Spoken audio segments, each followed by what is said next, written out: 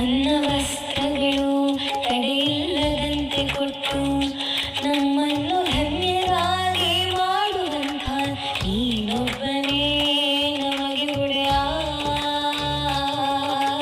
ತಡೆದು ಅಲೆಗಾಡಿ ಆಳವೋ ಎತ್ತಂತೆ ನಾವುಗಳು ಮಾಯೆಯೋ ನಿನ್ನ ಮಹಿಮೆಯೋ ನೀನೇ ಎಂದು ಒಳಗೆ ತಿಳಿಯಬೇಕು.